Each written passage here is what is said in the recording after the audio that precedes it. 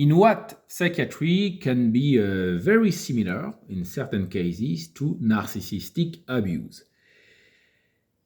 There are a lot of similarities between the two. Look, a patient which is very often getting out from a very difficult situation, traumatized, will see and ask help to a good person which is supposed to help. This good person will tell to the patient, oh, you have a problem, you are defectuous, your brain does not work as it's supposed to be.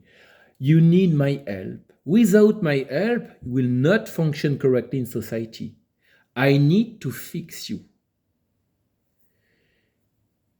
After, the professional will make very quickly in his or her brain a diagnosis, So he will, like a god, because it's a god complex, he is able to see what is wrong in the patient's mind and what has to be fixed forever, by the way.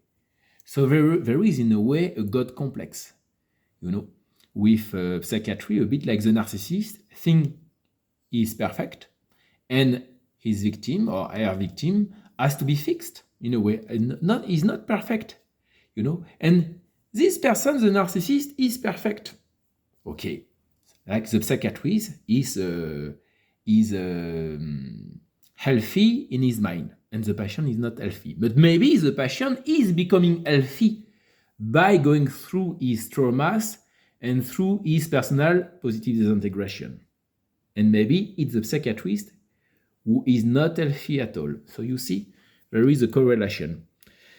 After, you can see that also, with the time, the victim will see his or her personality being transformed by the medicine drugs given by the psychiatrist. So the psychiatrist will try to correct the patient for the patient to become like the psychiatrist in his subjective way wants the patient to be.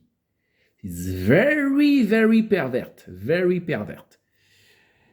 And after, if one day, for example, the patient will tell that it's not correct, there is a mistake, and so on, the psychiatrist will tell, no, you are imagining you have a problem, I'm the solution, the drugs are the solution.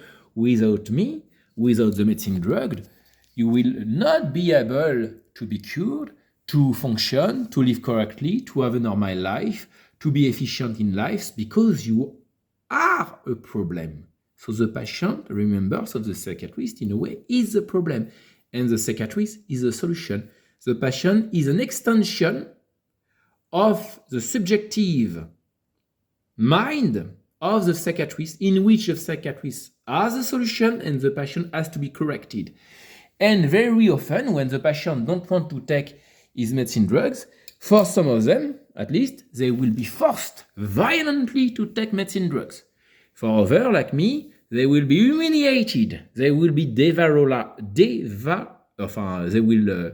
lose their values by the attack, potentially, of the psychiatrist telling, no, it's not good what you do, you will have big problems in your life, you will not be able to function, you will be even a danger for society for some of the patients. For others, you will be without energy, you will be suicidal, and so on. For victim of narcissistic people, maybe it will remember you something.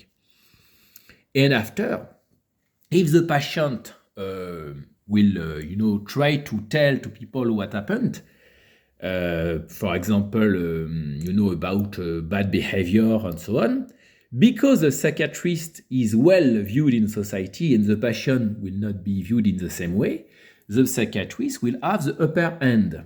You see? Like the narcissistic, with his mask, will pretend to be the good person.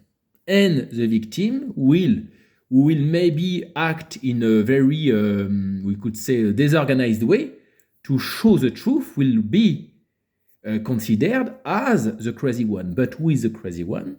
It's not the victim. It's the narcissistic individual. Like between a patient who was just going through a normal process, maybe of grieving his past, for example, and a psychiatrist which is with potentially a mediator and somebody who can be not good for society, who will pass for the good person, the person who is able to wear the mask. But there are exceptions, obviously. So it was a small video about in what you see some examples of the relations between narcissistic abuse and psychiatric abuse. Have a good day.